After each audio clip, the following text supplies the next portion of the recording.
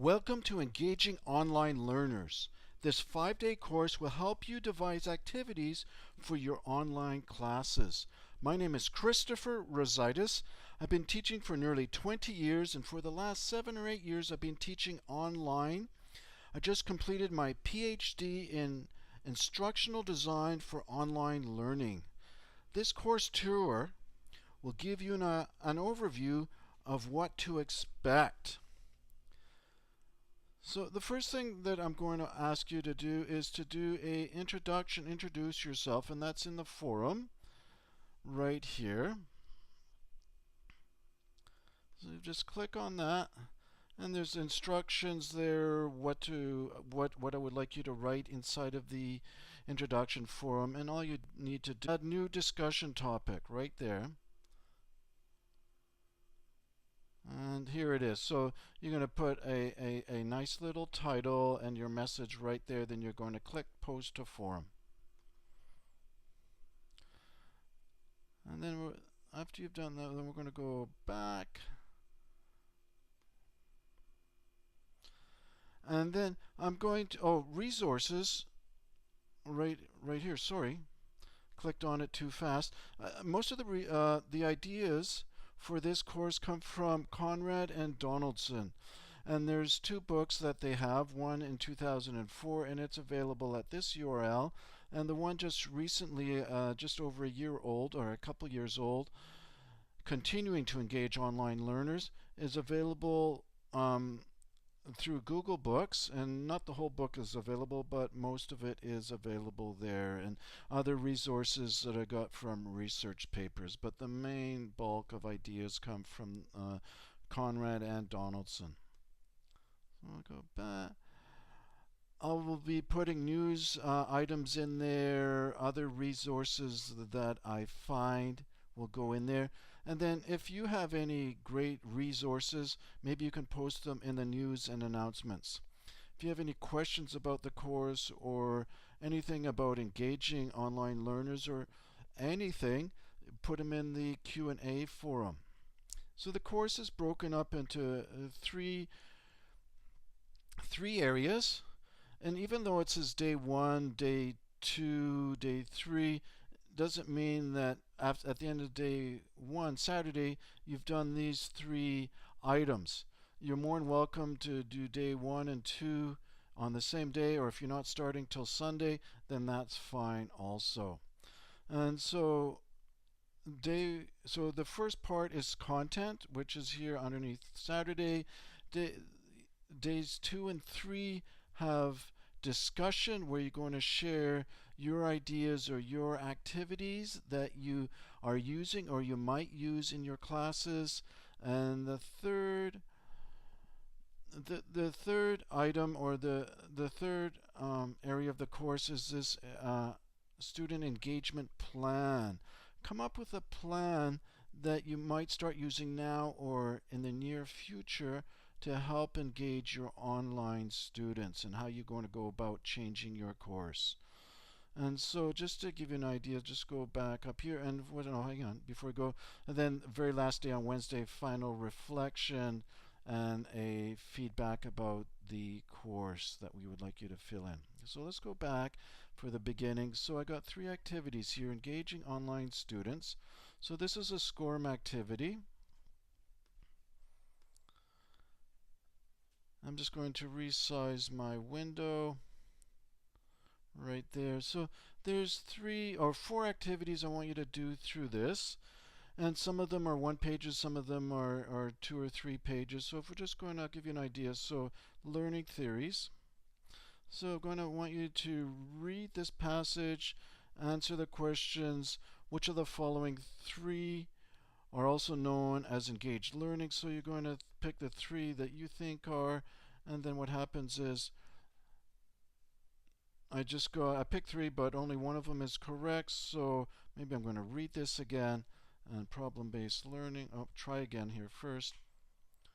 Problem-based learning, constructivism, Check answer. Oh, great. I got it right. I'm going to continue. And you'll notice here there's, I think, 7 or 8 little circles or bullets. So this, underneath Learning Theories, I got 8 pages to go through. This little button can take you back to the home page. So I'm just going to go continue. This one here has a audio. So you're going to listen to the audio, have an article to read, and a question here, which of the following choices help with student motivation? So you can go back to the previous page, but to go forward again, you're going to have to answer the question again. So I'm just going to go to the home page to show you one other one. So samples of student engagement. So this one actually only has one page. So I got 4 examples of phase 1, phase 2 activities. So if we just open one of them up, so you can see here's the title, the task, the objective, the instructions. And then to make sure that you've done this one, you got to drag and drop the examples here. So you're going to see these examples right here. So phase 2 activity communication, news of the week. So phase 2 is news of the week. I think that is vocabulary and progressive project is a phase 3. So check my answers. And I'm going to hit continue. And it takes me back to the home page. And what you notice here is I got a check mark. And that means I've completed those set of activities within samples of student engagement. So I'm just going to close that now. I'm not going to go through the whole thing right now. And then we're going to go back. So the second thing to do under content here is gamification. I have a couple articles. I just want you to, spend a few minutes going through and to give you an idea of what gamification is for online learning. And a couple of videos, YouTube videos you might find interesting. And the third thing here, student creating learning objects. And these are activities that I have my students do in my online class.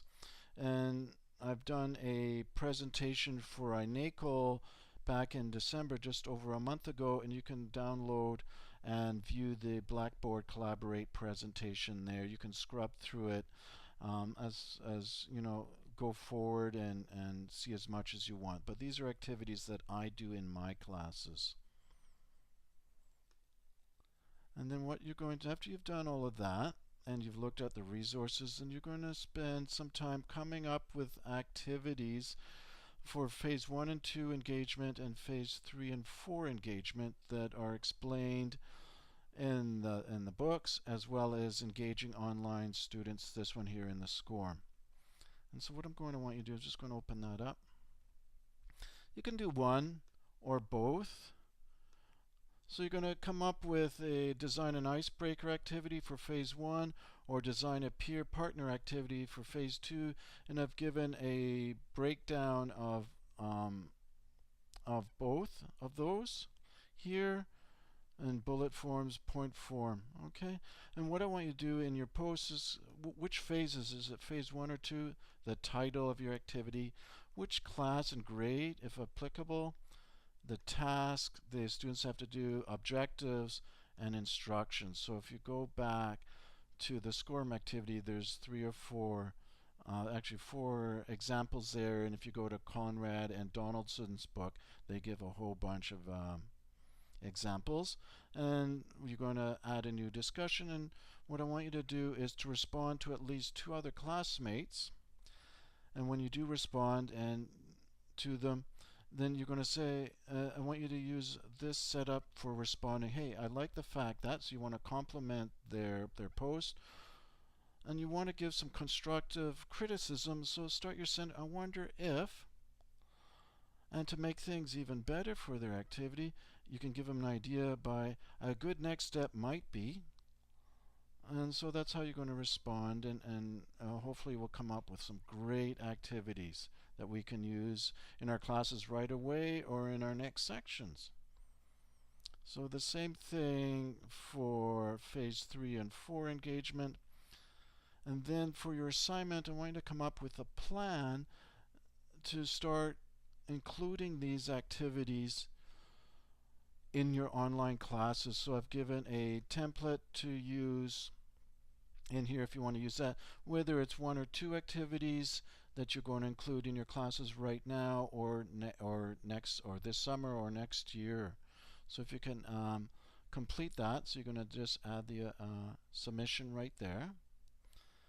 And then the last thing that you're going to do, scroll down to the bottom, is a final reflection, discussion, and a workshop feedback survey. I hope this course begins to get you to start thinking and begin to inspire you to create engaging online activities for your students.